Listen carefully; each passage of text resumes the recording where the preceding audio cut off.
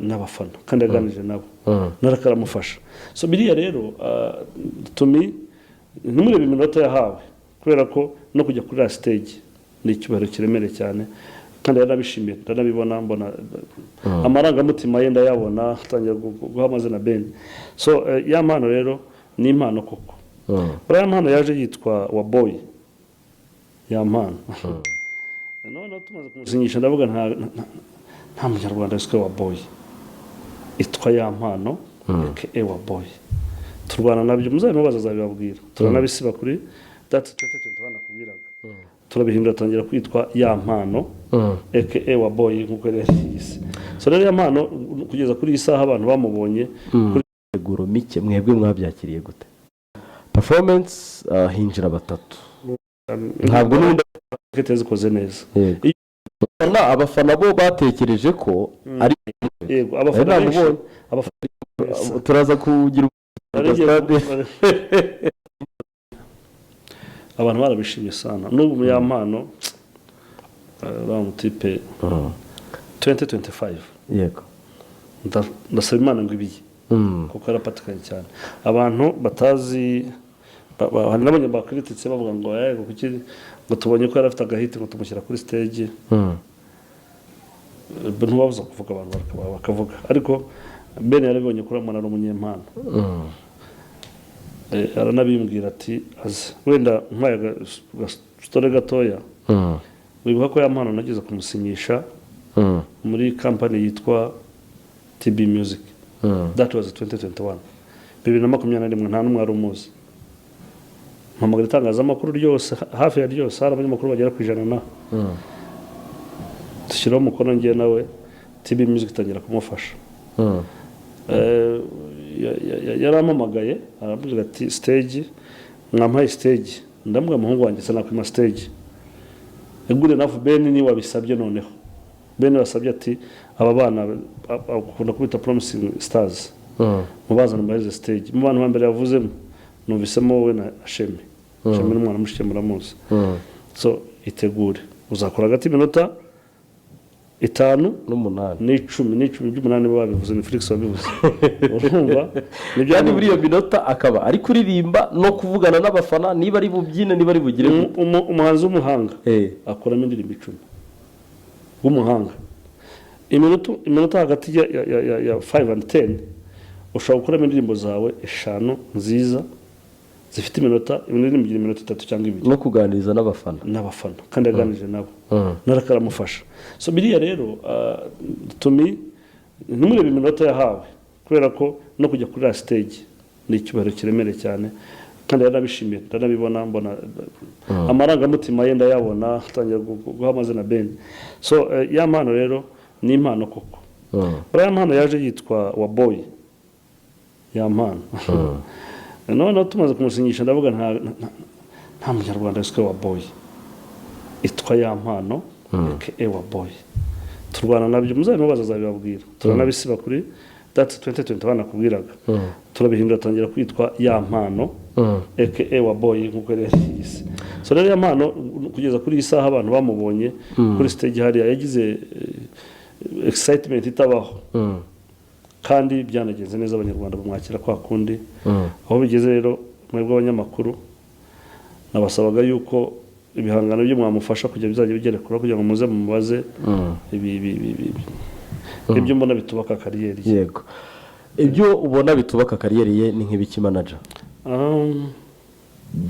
iyo utangiye kumubaza uko aragira inkoko yarajya inkoko n'ibindi bitwara umwanya kugira ngo avuge igitaramo ko cyagenze avuge ibiri imbere bye avuge indirimbo ze kurusha gusubira muri ya mateka nawe njye mbona atebye cyane agatangira kubatereka n'ihamagarire papa. So rero ibyo ngiye mvuga ndabivuga nka manager none ahangaha hakeneye ikintu bita gukora biruta uko yakoraga. Manager nyuma yuko mu muhaye iriya stage idasanzwe iriya ni stage ntabwo ari ku rwego rw'igihugu seri international hariya mu bantu bari bafite amatike ya 50,000 muri corporate hano left and right harimo n'abazungu hari abanyamahanga benshi abantu baturutse mu bindi bihugu bitandukanye bashaka hari kubona abantu Ben. bavuye muri Amerika baje mu gitaramo cya Ben. hari abavuye muri Amerika Papa Star mu gitaramo cya Ben. Yego. nababonye harimo n'abo tuziranye Bana inshuti ze zaje harimo n'iz'abanyarwanda. Alex, Hari abavuye i Buganda, hari abavuye i Burundi.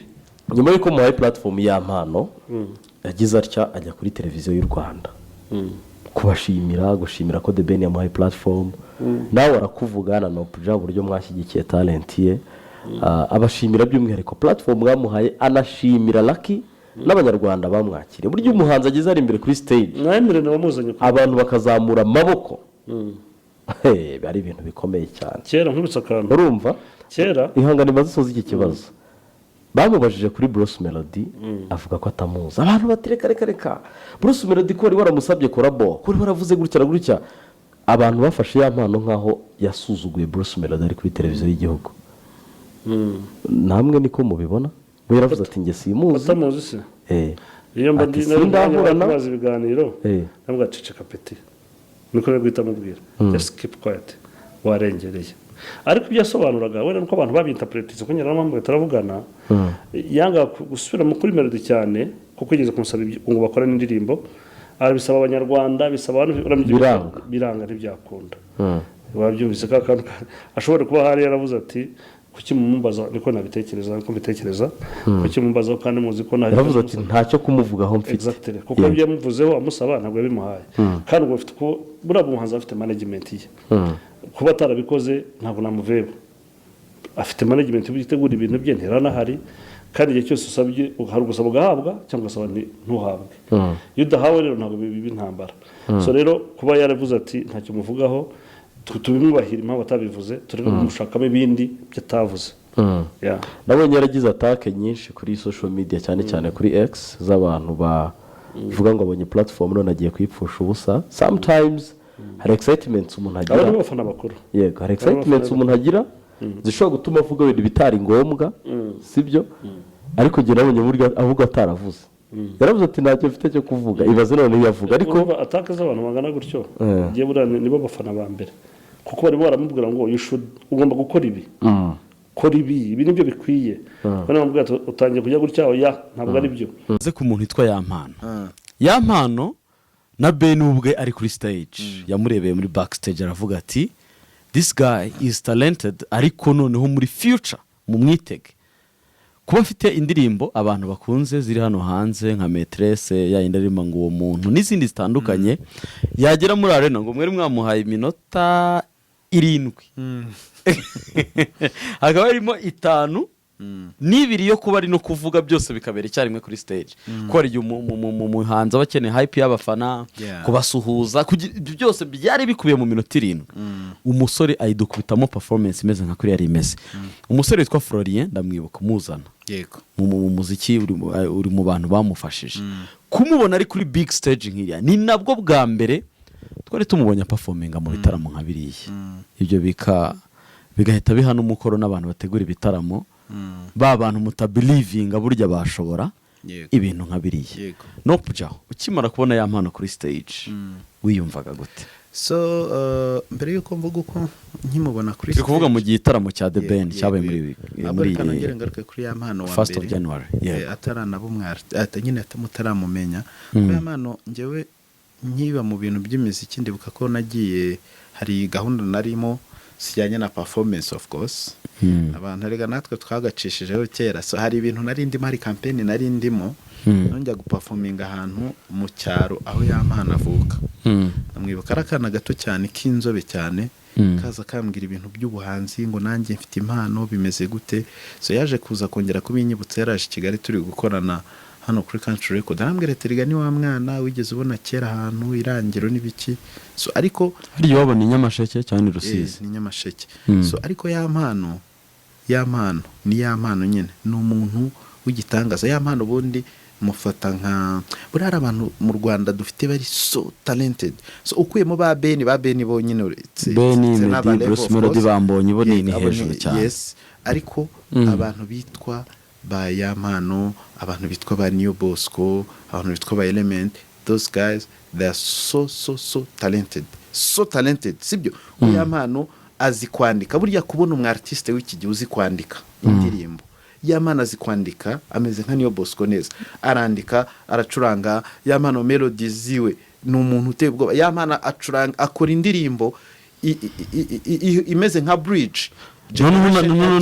ntuze na figa ye amaze kugaragara nk'umusitari kabisa. He's a star. niyo mpamvu muri show yageze hagati abonye ukuntu bamwishimiye ahita avana b'imyenda amatatuwaje yose arayatwereka. ubundi nye mubona ameze nka Fela Kuti. Abantu bareba Fela Kuti uko Yamana yitwara neza niko Fela Kuti yitwaraga nawe kuri stage. So he's so talented. Kandi ikintu nababwira nuko uhereye none 2025 wenda dukomeze n'indi myaka ikurikiye, abantu bitega umuntu bita Yamana, abantu bitega umwana bita Shemi, abantu bitege umwana, hari undi mwana w'umuhungu utarasora indirimbo witwa Kamuntu, sibyo? Abantu bitege umukobwa uririmba gospel bita Tesi. Ayo mazina ne mbabwiye, I swear. ongeraho ni rya gatanu, sister wa Prince Keys. Uriya mbega umukobwa la reina. Yego, uriya nawe ni umuhanga. Ariko wenda reka tuvuga aba bantu batanu. Nukuri ko Imana yo mu ijuru muri guhereye nonaha ku itariki mu bitege, tubasabire, tubasapotinge, sibyo? N'abantu bafite impano zitangaje. N'abantu batumotiva ugiye kuba Yamana ngo nago bazi. Ngewe nzi ubwenge buhagije bro. None se Yamana ntabwenge afite. Ntago nshaka kubona mukuru wanjye ngo mutera amabuye. Undi ngewe ndi nk'umumanege wa Yamana, bitewe na trend ariho nagakwiriye kumurinda itangazamakuru, kubera ko itangazamakuru ishobora kugukoresha amakosa mu buryo butandukanye. Ko Yamana imanga yakoranye buretse gatoya, buretse rabo orohamo genda gakenya noroshye. Yamana ubundi yakuze iki? Yasinye contract kubegeye mu gitaramo n'ibyo bintu tugiye kuririmba, ko mutari kuvuga ku buryo papa cyangwa yishe indirimbo yiwe ngo ndagenda nk'ama marikeri ngo ndingwe iribiberi. Iriya ni grife yanjye ngo grife yanjye, ariko zi grife kuzana slang abantu bakahita bayitirira kandi ni yanjye. Debe